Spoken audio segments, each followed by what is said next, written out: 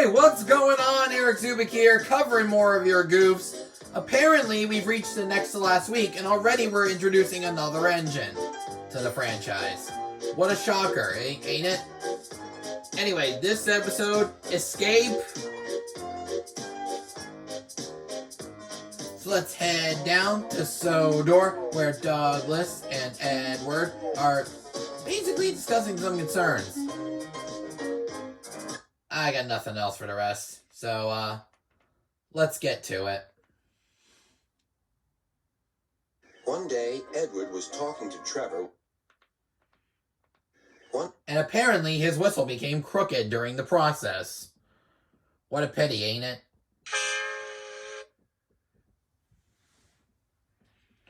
One day, Edward was talking to Trevor when Douglas steamed by. He was pulling a train of heavy coal cars. "Come on, Edward. Stop gossiping in the sun when there is work to be done."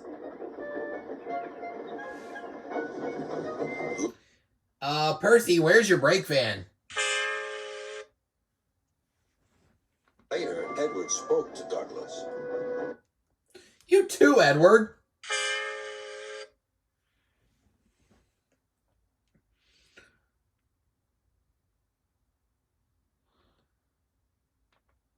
Trevor and I are old friends.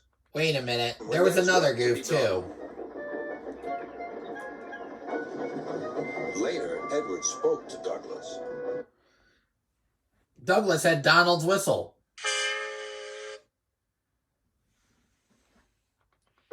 Trevor and I are old friends, and you and he have a lot in common, too. "We do?" quizzed Doug. Well, not really, come to think about it. Because compared to the misheard whistle from Douglas Trevor and I are old friends. and the missing brake vans from Percy and Edward, there's a hair right above Edward's eye, and there's a hair just below his face. And you and he have a lot in common, too. "We do?" quizzed Douglas. "And what would that be?" Two sets of goofs, apparently. Both of you have two different goofs. Oofs. I just pointed out Edward's two hairs, but it seems Douglas has a loose faceplate. That's a loose nameplate. And he has some wires below him.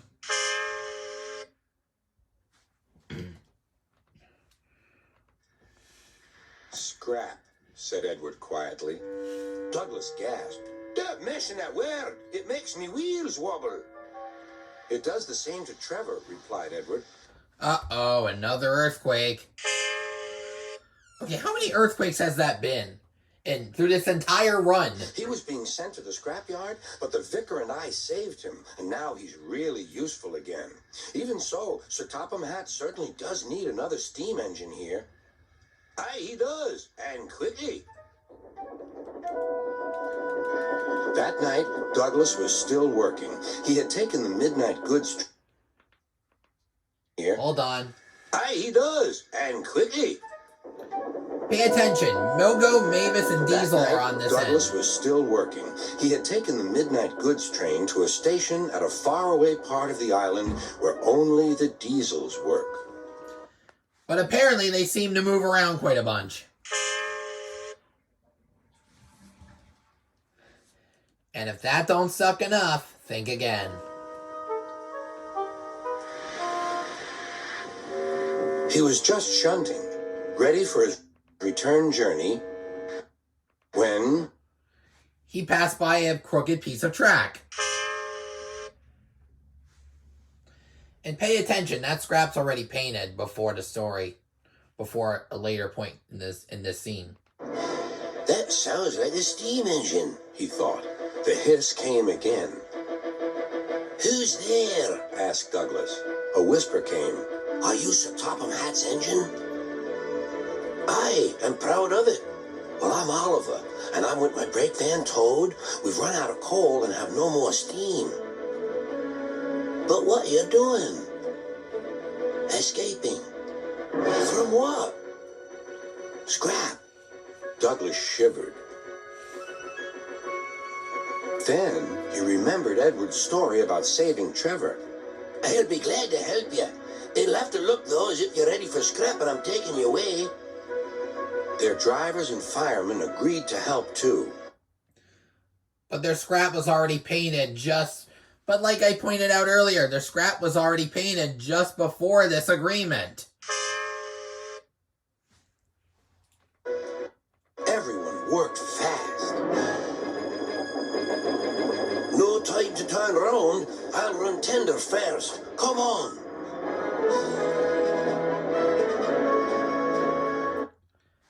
And there's a crooked piece of track. Also, can you guys say diesel shift yet again?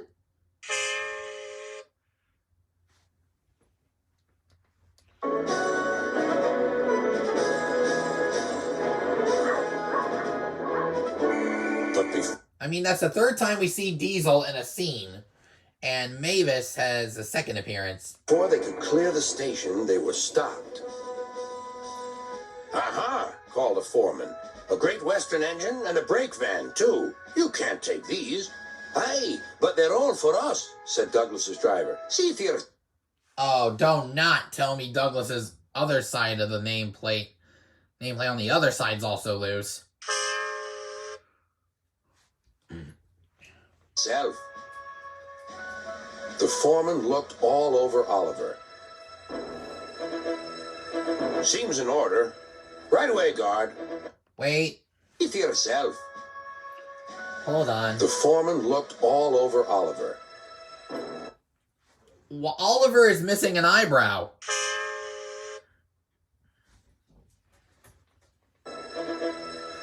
Seems in order. Right away, guard.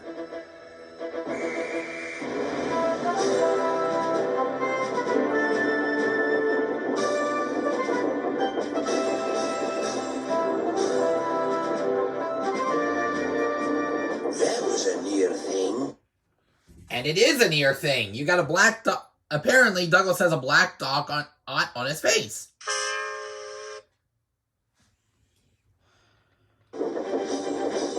We've had worse, replied Oliver, and they forged ahead. Like, I find that hard to believe.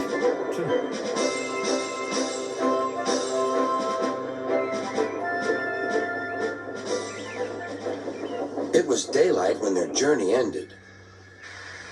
We're home, cried Douglas.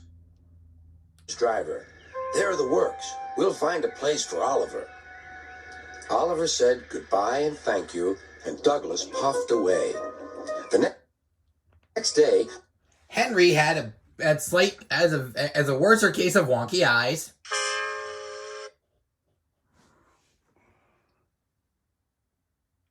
And I'm pretty sure James has black glue to his funnel. Douglas told the other engines all about Oliver. Sir Topham Hatt will have to know, said James. Douglas should tell him at once, added Gordon. Well, here he is, said a voice. Now, what's this all about? Beg pardon, sir, but we do need another engine. Yes, sir, ventured Gordon. A steam engine, sir.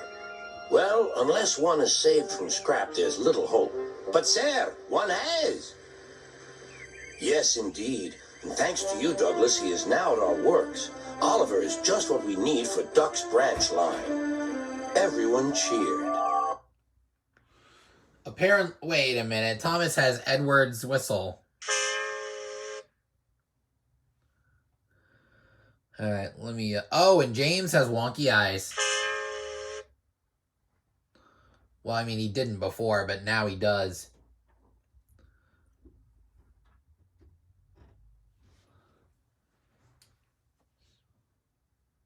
But, yeah.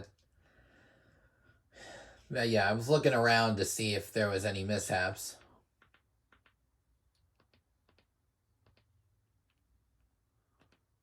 No, this is right. This is right. Now, Oliver and Toad are mended and painted in full Great Western apparel. But Toad's roof is crooked. colors. So is Duck's face. Duck and Oliver are happy on their branch line. The others laughed at first and called it the Little Western. Duck and Oliver were delighted, and so the Little Western it will always be. And that's the end of the story. If I missed any goofs, leave a comment down below. Don't forget to like this video if you've enjoyed. Do not forget to subscribe if you haven't done so already. And turn on all post notifications so you won't miss a single upload. This has been Eric Zuick signing off for now. Catch you guys next week at the final station before the summer hiatus. All aboard!